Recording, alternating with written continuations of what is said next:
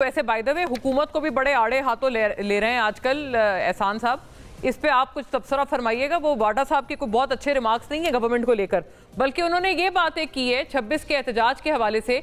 उन्होंने कहा है कि आप लोगों ने इस्टेब्लिशमेंट वर्सेस पीटीआई, ये आपका सारा किया धरा है ताकि ये जो दो फरीक हैं इनके दरमियान कभी भी सुलह ना हो सके और पीएमएलएन मजे से पीछे खड़े होकर पॉपकॉर्न खाए और एंजॉय करे। वाडा साहब के अल्फाज नहीं है। वाडा साहब सर, वाडा साहब का अपना ओपिनियन होगा। हम तो जो है आर्म फोर्सेस के साथ बड़े अच्छे तरीके से काम हमारा चल रहा है और आइन के मुताबिक जो भी मामलात हैं बड़े अच्छे आगे चल रहे हैं। बड़ा कॉर्डियल रिलेशनशिप है और हमें तो यानी कि कोई इतना कंसर्न नहीं है वाडा साहब के। बट नहीं सर, मैं मेरे कहने का अर्थ ये कि पीटीआई वर्सेस एस्टेब्लिशमेंट, ये लड़ाई आपको सूट करती है ना पॉलिटिकली, फ्रैंकली स्पीकिंग? नहीं देखिए, हमने तो देखिए बात ये हमें ना ये सूट करती है ना हम इसको करवा रहे हैं। ये तो अलग बात है कि वो टारगेट ही पीटीआई की सोशल मीडिया अगर अदारों को करती है तो उसमें हमारा क्या रोल है। और अगर खान साहब की ख्वाहिश ये है कि हमने अदारों से बात करनी है और हम तो हमारे दरवाजे तो कभी भी बंद नहीं हुए। यहाँ आप अभी भी खुले हैं, वो निकाल के देख 26 के बाद प्राइम मिनिस्टर ने कहा कि ये हमें धरने छोड़ने चाहिए, मुल्क के मफाद के लिए आगे इकट्ठे हो और आगे बढ़ाएं मुल्क को। तो अभी भी सर मुज़ाकरात के दरवाजे खुले हैं आपकी तरफ से, आप इंगेज करेंगे? मुझे आपके स्टेटमेंट से ये अखज़ मैं कर पा रही हूँ इनसे 5 रुकनी कमेटी से। देखिए बात ये है कि पहले भी हमारे दरवाजे खुले थे, आज भी खुले, लेकिन जब आप ऐसी शराइत बताएंगे कि जो एनआरओ के मुतरादिफ हो और जो नॉन स्टार्टर हो तो फिर तो कोई चीजें नहीं। लेकिन नॉन स्टार्टर से पीछे हटे, ठीक है अहमद साहब। हमारे दरवाजे पहले भी खुले थे, आज भी खुले। मैं सिर्फ एक चीज आपको क्लियर, जी प्लीज पीटीआई का जो भी अब इनकी लास्ट कॉल थी, क्या वो पाकिस्तान के मफाद में कोई कॉल थी? क्या जो इन्होंने हरकतें की जब बेलारूस के सदर आए थे, डेलीगेशन आई थी, क्या उससे कोई पाकिस्तान को बेनिफिट हुआ?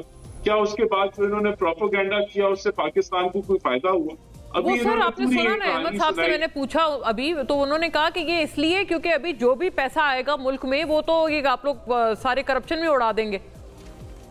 देखिए पहले तो इनको समझना चाहिए कि जो पाकिस्तानी रेमिटेंसेस भेजते हैं वो अपने रिश्तेदारों को भेजते हैं, वो हुकूमत को नहीं भेजते। दूसरा, इनको ये जरूर पता होना चाहिए कि करप्शन परसेप्शन इंडेक्स के मुताबिक करप्ट तरीन हुकूमत जो थी वो पीटीआई के दौर में जो हुकूमत जिसको खान साहब लीड कर रहे थे वो थी, और उसके अंदर कोई इन्होंने कसर नहीं छोड़ी। चाहे ये आपके घड़ी चोरी से लेके आपके ये जो 180 मिलियन पाउंड आए उसको जो है करने के लिए, फिर जो फराग होगी और जो पूरा एक नेटवर्क था पोस्टिंग, तो करप्शन के हवाले से अहमद साहब ये जो revamping with in the party की बात है, ये वाडा साहब ने भी, आपको पता है, उन्होंने कहा है और आपको यू नो इट वेल, अभी चांडियो साहब के रिमार्क्स आपने सुने, उन्होंने कहा वो बड़े पावरफुल हैं आजकल, तो जाहिर है वो एक अच्छा ब्रिज हो सकते हैं आपके और एस्टेब्लिशमेंट के दरमियान। लेकिन उनकी एक कंडीशन है, वो कहते हैं, बुशरा बीबी और हमारे प्रोग्राम पे गुज़िश्ता वीक कह के गए हैं कि वो उनसे जान छुड़ानी है खान साहब को। आप उनकी इस बात को, इस कंडीशन को इंडोर्स करते हैं? नहीं, कोई कंडीशन उन्होंने को हमारे सामने तो नहीं लगाई है। वो अब स्टेटमेंट जो टॉक शो में स्टेटमेंट आती है उनकी कोई अहमियत तो नहीं होती ना, कोई वो किस हैसियत में या किस कैपेसिटी में वो बात कर रहे हैं, तब किसी स्टेटमेंट की कोई हैसियत होती है। अब ये वाडा साहब जो हैं, ठीक है, ये सेनेटर और वो मुल्क का दर्द भी रखते होंगे, कोई इसमें हमें ये इतराज नहीं हो सकता। लेकिन सवाल ये, जो कुछ वो बातचीत करते हैं वो सारी बात जो है वो इस हैसियत की बात तो नहीं होती कि उसके ऊपर आप बिलीव करें। एक स्टेटमेंट है, उसमें कई लॉफ्टी स्टेटमेंट भी होती हैं, जैसे अभी राणा साहब ने बेतहाशा लॉफ्टी स्टेटमेंट दे दी अभी बातें करते हुए, तो ये और पोजीशन होती है। मैं आपको आप देखें ना, अभी जिस तरह ये बात कर रहे थे का, देखिए अभी रिकॉर्ड निकाल लें आप, स्टेट बैंक के रिकॉर्ड से पता कर लें।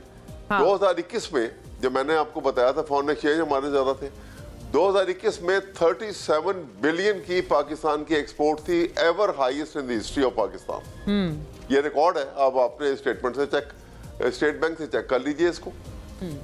तो और ग्रोथ रेट जो था वो 6 पे चला गया, वैसे ही था, अब के मुकाबले ज्यादा था, लोगों के जहनों में परसेप्शन था करप्शन का। अब सुनिए, जी हाँ, अब मैं अर्ज कर रहा हूँ कि सवाल ये है कि अब जिस वक्त ये इनकी पीडीएम की हुकूमत आई तो आप देखिए किस तेजी से इकोनॉमी तबाह हुई है, क्योंकि इनका एजेंडा टू प्रॉन एजेंडा था जिसके ऊपर ये आए थे, और वो एजेंडा इसलिए कि वो पॉपुलर एजेंडा था, फॉरेन पाकिस्तान के एडवर्स फोर्सेस को वो सूट करता था।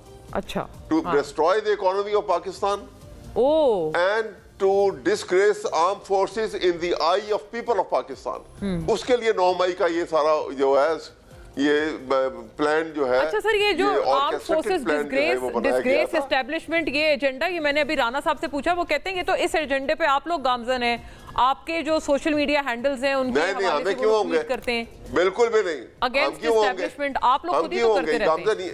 मैं आपको बताता हूँ, नहीं मैं आपको बताता हूँ, ये गामजन इसलिए, ये आपको पता है कि नवाज शरीफ ने 3 दफा प्राइम मिनिस्टर रहे और उनके होते हुए जितने चीफ ऑफ स्टाफ को अपॉइंट किया हर एक से उनका झगड़ा हुआ, और हर आईएसआई के चीफ के साथ, डीजी के साथ वो ना खुश थे, इसलिए कि करप्शन से जो पैसा निकाल के बाहर भेजते थे वो सारा उनकी इंफॉर्मेशन में आ जाता था, और ये नालात है उससे। आपको पता है कि जब सुप्रीम कोर्ट में ये सारा केस चल रहा था तो पूरी एग्जैक्ट डॉक्यूमेंटरी प्रूफ जो है वो मेरे पास